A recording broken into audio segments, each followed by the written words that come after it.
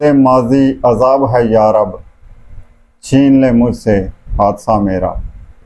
मजबूर हो गई है आवाम कि मियाँ साहब दवाई लेने गए थे कि जो 50 रुपए का अष्टाम दिया था मियाँ साहब को जाने के लिए, मियाँ उसके बाद आवाम को आटा लेकर देने के लिए अपने कपड़े बेचने पड़े उन्हें।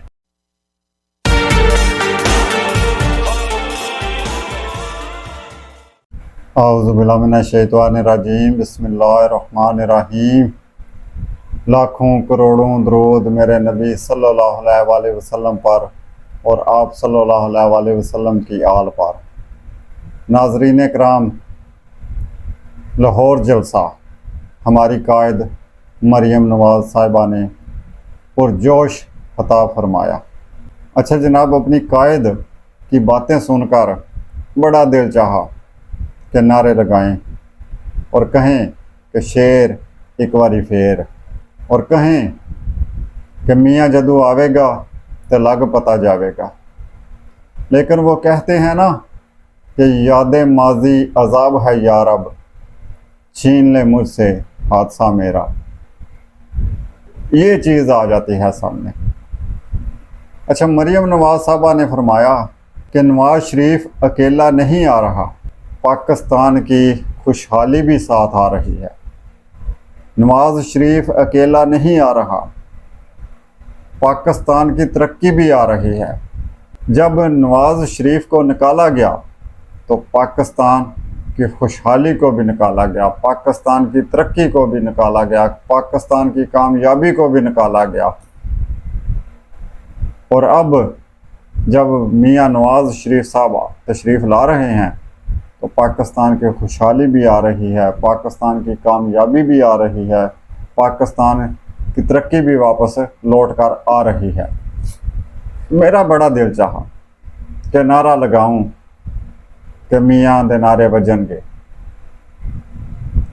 बड़ा दिल चाहा कि नारा लगाऊं शेर एक बारी फेर, लेकिन वही बात आ जाती है ना कि याद माजी अजाब है यार अब छीन ले मुझसे हादसा मेरा।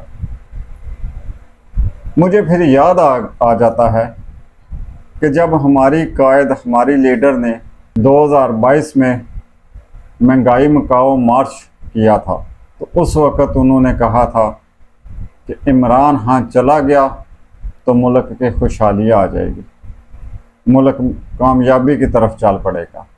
और फिर मुझे याद आता है कि जब हमारी कायद ने मोहतरमा मरियम नवाज साहबा ने जब इसाक डार साहब तशरीफ़ लाए थे तो उन्होंने कहा था कि इसाक डार आ गया है।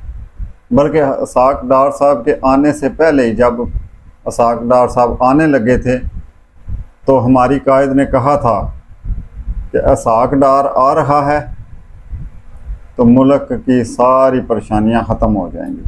और फिर मुझे याद आता है कि जब डॉलर कुछ कम हुआ था, डॉलर की कीमत कुछ कम हुई थी, तो मरियम नवाज साहबा ने इसाक डार साहब को शाबाश दी थी और कहा था कि ये है नवाज शरीफ का साथी। लेकिन वो कोई खुशहाली नहीं आई, इसाक डार साहब के आने से कोई खुशहाली नहीं आई, कोई मुल्क तरक्की की तरफ नहीं गया, कोई मुल्क कामयाबियों की मंजिलें तय करता हुआ आगे नहीं गया, बल्कि नीचे से नीचे चला गया है। अवाम पिस कर रह गई है, मजबूर हो गई है अवाम, बेहाल हो गई है अवाम। तो अब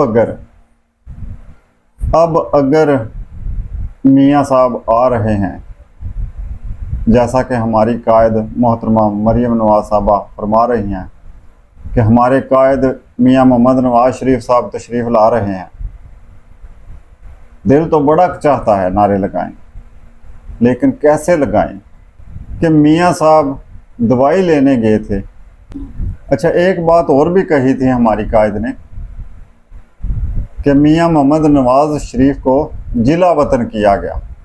तो फिर हमें ये चीज़ भी याद आ जाती है, बल्कि बड़ा सोशल मीडिया पर वो चला था कि जो 50 रुपए का अष्टाम जनाब हमारे कायद मियाँ मोहम्मद शहबाज शरीफ साहब ने दिया था मियाँ साहब को जाने के लिए, मियाँ साहब की ज़मानत के तौर पर। और फिर उन बेचारों के पास पैसे बचे भी नहीं थे, वो 50 रुपये थे जो उन्होंने वो ज़मानत का स्टाम्प खरीद लिया था। उसके बाद आपको पता ही है कि उन्होंने फिर आवाम को आटा लेकर देने के लिए अपने कपड़े बेचने पड़े उन्हें। तो वो 50 रुपये का जो स्टाम्प था वो इस चीज़ की गारंटी थी कि मियाँ साहब वापस आएंगे। और फिर सारे भेजने वाले भी इंतज़ार करते रहे कि मियाँ साहब आएँ, मियाँ साहब तशरीफ़ लाएँ। और इधर पाकिस्तान में भी सारी कौम भी इंतज़ार करती रही कि मियाँ साहब आएँ, लेकिन मियाँ साहब खुद नहीं आ रहे थे। जिला वतन तो वो होता है कि जो अपने वतन में आना चाहे लेकिन वो आ ना सके, उसको जिला वतन करके भेजा जाता है कि तुम नहीं वापस आ सकते, तुमने वापस आना नहीं, इस वक्त तक, इस टाइम तक तुम वापस अपने वतन में नहीं तशरीफ़ ला सकते, तुम नहीं आ सकते। लेकिन मियाँ साहब को तो वापस बुलाने के लिए, वापस आने के लिए भेजा गया था कि जनाब मियाँ साहब जाएं, आप अपना इलाज कराएं, क्योंकि इधर पाकिस्तान में आपने 30-35 साल हुकूमत की है, लेकिन अफसोस के साथ कि इधर कोई हॉस्पिटल इस काबिल नहीं है कि आपकी जहाँ से दवाई हो सके, आपका जहाँ से इलाज हो सके। ये तो हॉस्पिटल है गरीब गुरबा के लिए, कमी कमीनों के लिए, आपके लिए नहीं है। आप अपना इलाज करवाएं, उधर से बेहतरीन तरीके से अपना इलाज करवाएं और अपना इलाज करवा कर आप वापस तशरीफ़ ले आएं। अब हम सब ने देखा था कि मियाँ साहब ने इलाज करवाया और उसके बाद फिर रोज़ मज़े मज़े के नाश्ते, मज़े मज़े के खाने, मज़े मज़े के सैरें सपट्टे करते रहे, नज़र आ रहे थे, लेकिन वापस नहीं आ रहे थे। तो फिर जिला वतनी तो नहीं ना हुई।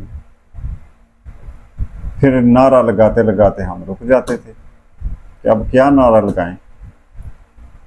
चलो खैर, देर आए दुरुस्त आए, तो थोड़ा सा दिल को सुकून मिलेगा, तसल्ली होगी कि चलो अब IMF से और कर्ज़ा लिया जाएगा और चलो कुछ सड़कें वगैरह बन जाएंगी, जिन सड़कों पर हम सैर सपाटे किया करेंगे। बेशक घर में फाके हों, भूख हो, बच्चे पैदा होने वाले भी कर्ज़ाई हों, कोई मसला नहीं, सड़कें बन जाएंगी। तो फिर जिन सड़कों पे हम चल के अपने कायद के नारे तो लगा सकेंगे कि शेर एक बारी फेर।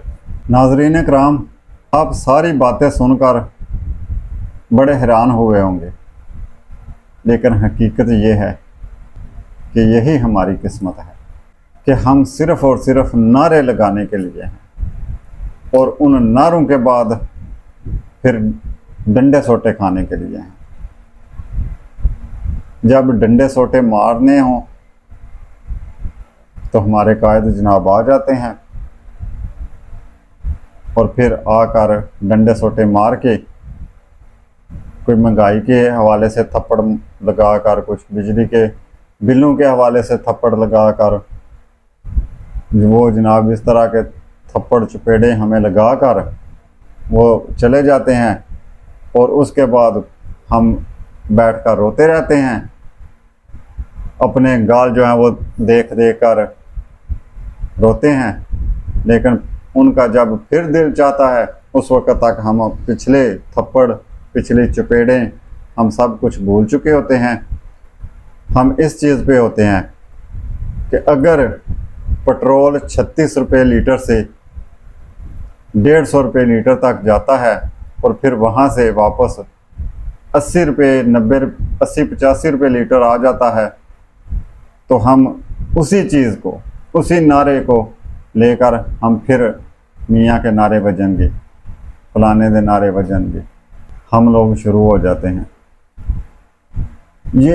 यही चलता आ रहा है और यही चलना है, कुछ नहीं होना इसके अलावा।